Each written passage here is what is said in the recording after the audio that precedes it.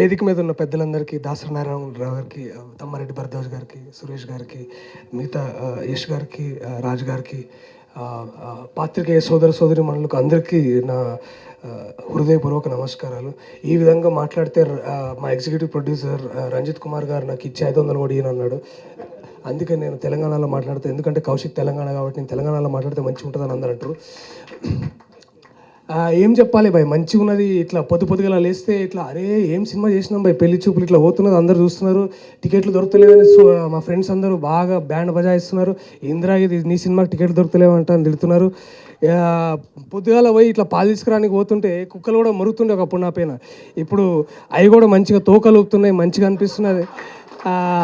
అది ఇంతకుముందు దోస్తుగాలు కూడా ఏం బిక్తున్నావు, రంగులు వేసుకొని మళ్ళీ తిరుగుతున్నావు రోడ్ల పొంటి అని నన్ను తిడుతుండే. వాళ్ళు కూడా అరే కియే మస్తు వేసిర్రు, మళ్ళీ అసలు పొట్ట చెక్కలే నవ్వుతున్నాం మేము, అసలు ఎప్పుడు లేదు ఇట్లా అని మంచిగా వాళ్ళు కూడా అంటున్నారు.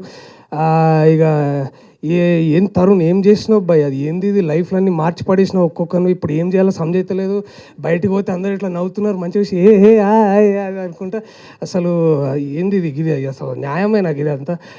థ్యాంక్స్ అని చెప్తే గలీజ్ ఉంటుంది అని చెప్తలేను నేను. మళ్ళీ నువ్వు ఏంది మళ్ళీ పిలుస్తావు కదా నెక్స్ట్ ఫిలింకి, బయటకు పోయి అందరు మళ్ళీ కొత్త వాళ్ళతోనే చేస్తాను స్టేట్మెంట్ ఇస్తుంటే నాకు ఇట్లా బాగా గుబులవుతున్నది. చాలామంది ఇండస్ట్రీలో నందుతో సినిమానా, ఎందుకమ్మా నందు ఉన్న సినిమాలు ఆడలేదు, నందు చేస్తాడా, లెగ్గమ్మ, చాలా రకాలు ఉన్నాయండి. అందరికీ తెలిసినవి, everybody knows about it, beat heroines, heroes or actors, side actors, anything.